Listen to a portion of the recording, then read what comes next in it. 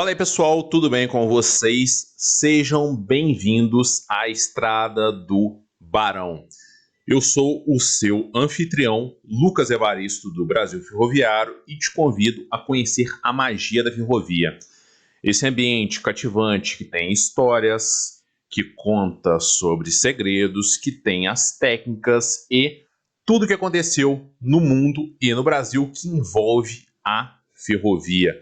Vem comigo, vem conhecer. Inicialmente nós estaremos na rede SDT TV do Nordeste, também junto à SCTV e ao Canal 14. Além disso, você encontra a gente também no YouTube, no Instagram, no Facebook e também em alguns grupos do WhatsApp. Então, sejam bem-vindos a essa cativante história que nós iniciaremos a partir de agora. E te convido a se inscrever em todas essas redes e assistir a gente também através da TV. Chegamos até a TV, hein? Vejam só. E vamos juntos, vamos iniciar. Ferrovia é o quê? É um meio de transporte. Mas, para você conhecer de fato a ferrovia, não basta pegar somente a técnica, o conceito. É necessário você também aprender sobre a história da ferrovia, que é uma história muito emocionante e que também traz a identificação, cria identidade com regiões, com povos, com culturas e tudo que gira através desse universo mágico que é a ferrovia. Eu trabalho com ferrovia há cerca de 8 anos e desde as mesas nos jantares de casa, desde muito pequeno, no berço, eu já escuto histórias acerca da ferrovia. Então isso esteve intimamente ligado a mim por anos e anos e desde que eu me entendo por gente, ok? Portanto, eu acredito que eu sou a pessoa mais que habilitada para estar aqui à frente e contar essa história para vocês. E convido a vocês que não percam nem um episódio dessa história cativante. O Brasil chegou bem próximo à marca dos 40 mil quilômetros de ferrovias em 1953.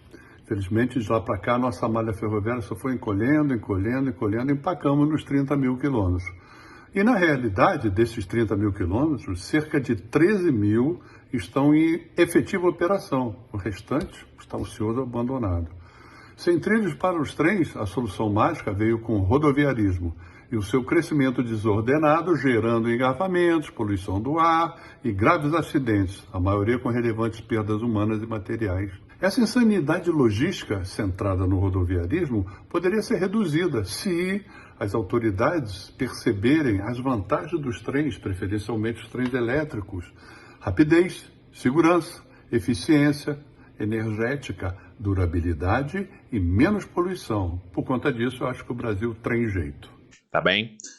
Vamos iniciar falando sobre como veio a ferrovia, o conceito. Qual a diferença de ferrovia histórica, ferrovia conceitual e ferrovia moderna? A ferrovia, para mim, é uma malha de um dos modais mais importantes para a economia do país. Mas aí diria que essa é uma resposta talvez um pouco técnica. Então, uma resposta ou um viés filosófico e sentimental, eu digo que a ferrovia, para mim, é um mundo de oportunidades.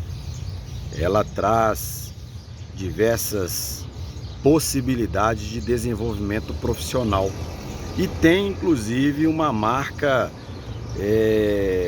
digamos, saudável na minha carreira profissional, pois da ferrovia eu tive a oportunidade de evoluir como profissional, levando uma grande fonte de renda e sustento para minha família.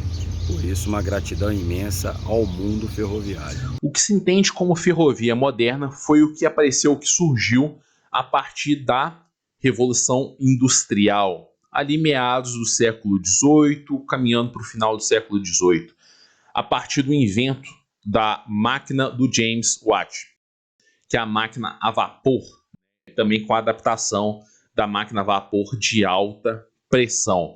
Foi a partir daí que se iniciou essa tentativa de aplicar a máquina a vapor a meios de transporte, tanto na água quanto na terra, ok?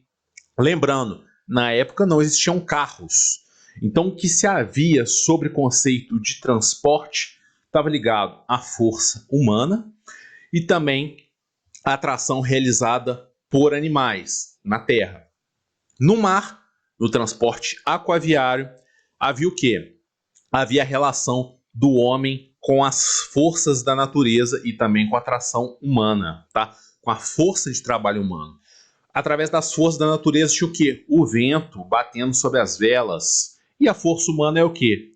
As pessoas remando, utilizando muitas das vezes a mão de obra escrava, né? E vamos entender também, durante essa jornada, durante essa história emocionante, qual foi a relação da mão de obra escrava com a ferrovia, que é um assunto que está muito se debatendo nesse momento, né? Que é a questão da consciência histórica, da questão da consciência racial, da consciência de classe. Então tudo isso vai estar muito bem contado nessa história, já que abordaremos conceitos históricos, conceitos econômicos, tá? E conceitos também culturais. Olá a todos, meu nome é Denis Azevedo, passando para falar um pouquinho de ferrovia. O meu contato com ferrovia se deu em virtude de eu ser filho de ferroviário. Meu pai foi ferroviário, meu pai trabalhou durante 35 anos. Ele entrou na ferrovia através da Estrada de Ferro Central do Brasil e, logicamente, se aposentou na Rede Ferroviária Federal. Eu sou nascido e criado no bairro em Belo Horizonte, no bairro Horto Florestal, onde até hoje tem uma das principais, se não for a principal, oficina ferroviária do estado de Minas Gerais. Então meu pai trabalhou durante 35 anos ali na oficina do Horto, falava a oficina da rede, né, no Horto Florestal.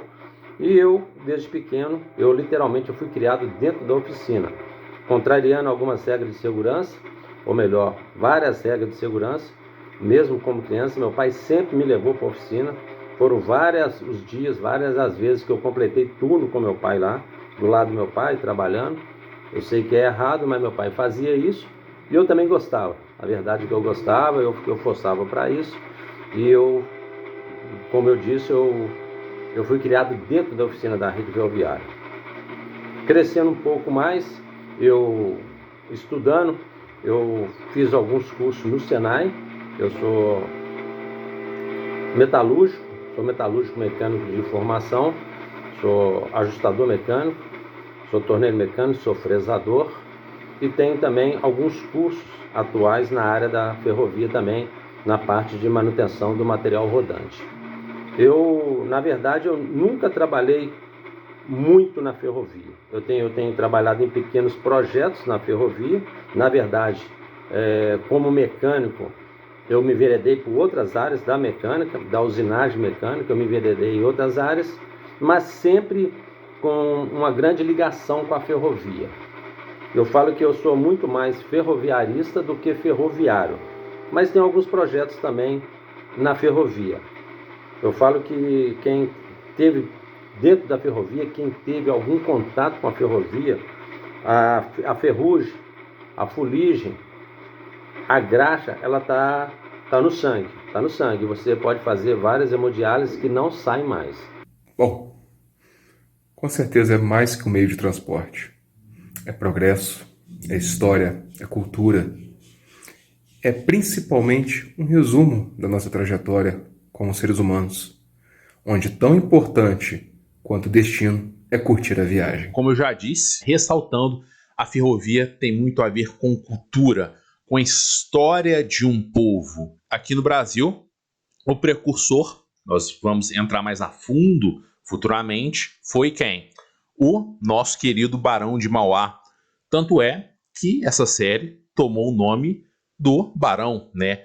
A Estrada do Barão. E também muito ligado aqui à nossa monarquia. Temos aqui a bandeira aqui do Império, né? Então entender como que foi a atuação da monarquia, também do Congresso na época do governo monárquico, a atuação de Dom Pedro II, que foi extremamente importante para a implantação da ferrovia no Brasil, entender o papel da aristocracia para que a ferrovia fosse implantada no Brasil e todas as questões técnicas e históricas e culturais que envolve esse jogo onde se criou essa necessidade. Toda ferrovia nasce através da demanda de transporte.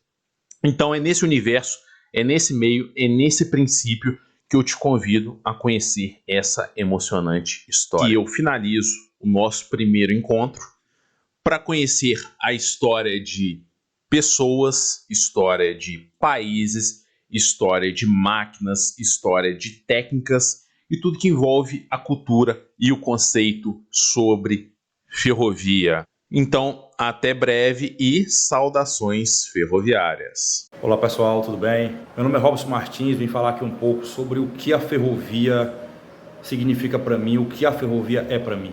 Na minha história, eu estou aí há um pouco mais de 14 anos trabalhando com ferrovia, para ser mais exato, com via permanente. E a ferrovia para mim significa muito, foi um divisor de águas na minha vida.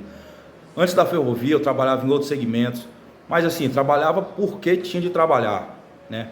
Após a ferrovia tudo mudou, criei paixão, hoje eu sou um apaixonado por ferrovia como tantos que tem por aí e não me vejo fora dela, confesso que se Deus permitir eu quero trabalhar até meus últimos dias com ferrovia. Me tirou de uma situação para outra em um nível muito alto de amor pelo que eu faço.